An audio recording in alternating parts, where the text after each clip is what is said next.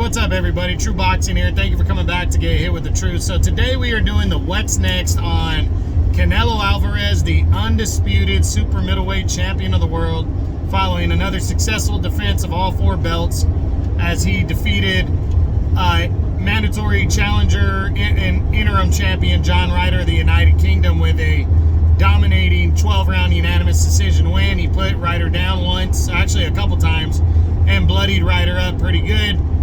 Pretty one-sided decision, but, you know, Ryder showed a lot of heart, but Canelo was just locked in and dominated the action. So, all that being said, guys, if you could smash the like button, leave a comment, subscribe to the channel, I really would appreciate any and all support that I can get as I try to boost my channel up here. And anything negative, you can always, you know, give a thumbs down or leave a negative comment. I'm okay with it. I want to know what you guys are thinking about my videos.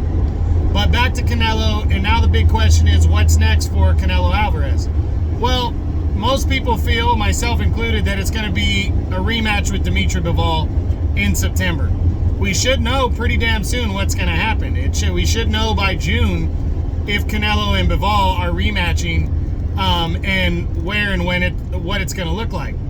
Now, that being the first option, you know, on the table, is it going to take place at 175 or 168? Now, I've been saying that I don't understand why Canelo would want to fight Bivol at 175 if Bivol is, and not at 168 if Bivol is calling for the fight to be at 168. I think Canelo, he becomes the favorite in the rematch if they fight at Canelo's weight, because Bivol, who's a career light heavyweight, would have to move down to 168. And that's 7 pounds. We all remember what happened to Chad Dawson when he moved down to fight Andre Ward. He got destroyed. He didn't look like half of himself. Cutting that weight is a big issue. And I think Canelo, what people don't understand is right now, there's only a couple options, real options that Canelo can fight that makes sense between 160 and 168, where he's not going to get a shitload of criticism. One of them is David Benavidez. That's a fight that can be built into next year. But if Canelo goes Bivol, why not fight Bivol here at 168, beat him, and then you rematch at 175 next year? He'll gain a shitload of confidence, he'll even the series up, and then you got a rubber match at 175. And if he loses, he's still champ at 168, and he can make the argument, hey, at 175, Bivol's just a better man. At 168 or lower, I'm the best. And then he can move on and fight Benavidez after that. It makes a lot of sense. And, you know, it builds up a rotation. It builds up his 2024 and what he's going to do there, you know? And it's just smart planning right there. And it builds up a bigger fight. And I think that's what he should do.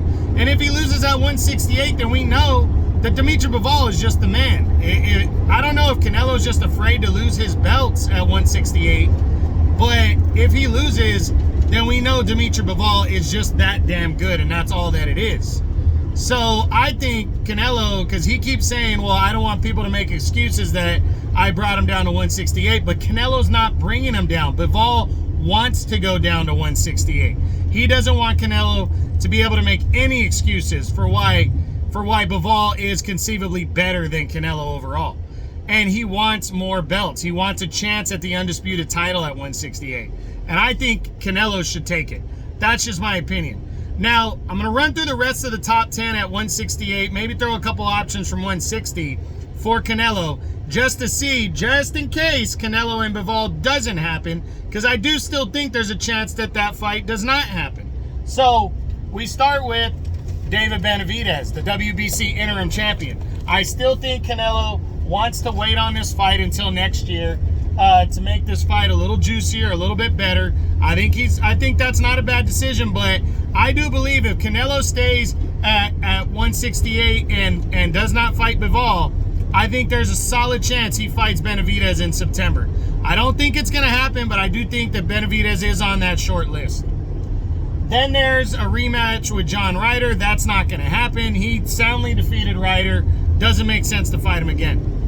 Then there's a rematch with Caleb Plant. Doesn't make sense for this fight. He knocked out Caleb Plant in 2021 to become undisputed champ. Plant just lost to Benavidez to earn the shot at Canelo. He's not going to take a step back and fight Plant in a rematch. Then there's a rematch with Daniel Jacobs, the former two-time middleweight champ. Not going to happen. Daniel Jacobs hasn't done anything. He actually lost to Ryder. He hasn't done anything to earn the Canelo rematch, and he's been widely inactive the last couple years. So, and really not focused on boxing. So Canelo wouldn't make any sense for him to fight Jacobs again. Then there's Demetrius Andrade. I honestly think that there is a chance that if the fight falls through with Bivol, I think there's a chance that Canelo would consider an Andrade fight at this point. I do. I don't think he's going to do it, but I do think the chance is there, and I think Andrade is on that short list. He just might be at the back of that list. That's just my honest opinion on it. I do think he's an option. Then there's David Morrell Jr., the WBA regular champ. He would actually be mandatory to Canelo. I don't think so. Morrell hasn't really done much. He is an undefeated, kind of high-risk, low-reward type fight. Wouldn't make any sense for Canelo, so I don't think he'd consider it. Only sense it would make would be to bring the WBA down to one champion. So if for some reason we were to see Canelo's fighting Morrell, I think that would be the reason why. But Morrell, like I said, is a high-risk, low-reward type fighter, and unless Canelo just wanted to clear up another mandatory, I don't see it. Then there's Vladimir Shishkin. He's the IBF. I don't know if he's the mandatory in the IBF. I know he won an eliminator defeating Jose Ustadegui, but I don't know if he's the mandatory to Canelo. But I think Canelo would beat Shishkin, and I just don't think Shishkin has the type of name that would warrant Canelo. And again, unless Canelo said, I'm going to make a mandatory next in September, that'd be the only way I could see this conceivably happening. Anthony Durrell, former two-time champion. This one would make no sense. He's coming off a knockout loss to Caleb Plant last year. He's done nothing since. So I don't see Canelo considering him. And then there's Edgar Berlanga. For September, I don't think this one's an option because Berlanga hasn't done anything yet. So even if Berlanga defeats Jason Quigley in his debut fight on DAZN in June, I think it's a fight that DAZN and Canelo would want to build towards, like possibly second half of next year or even 2025, while Berlanga establishes himself as a serious contender at 168. So I'm not seeing it. And then just throwing in a couple other options from 160. I think Jermall Charlo is still a name that Canelo would consider, but I don't think he would factor him in for September just because Charlo's been out of the ring for over 2 years now. Or, well, by the time the fight would conceivably take place, it's been over 2 years. So people would make the excuse, oh, well, you finally fought him after he was off a 2-year layoff. So I don't think Canelo would consider that, but I do believe that Charlo is, again, on that short list.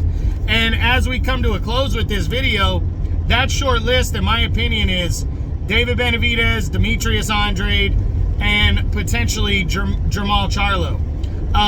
And maybe a mandatory against David Morrell or Vladimir Shishkin, potentially, but I really believe it's going to be Dimitri Bivol next.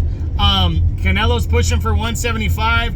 I'm hoping he reconsiders and would fight Bivol at 168 to, take on my plan and my idea, because I think it would work for Canelo's future. But maybe he just doesn't want to lose his belts. Maybe he just doesn't want to deal with Bivol after his second fight, period.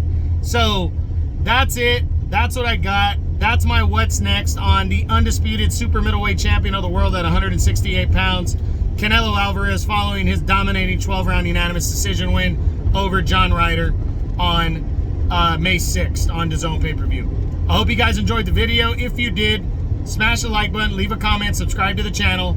I appreciate any and all support. This is True Boxing. You've been hit with the truth.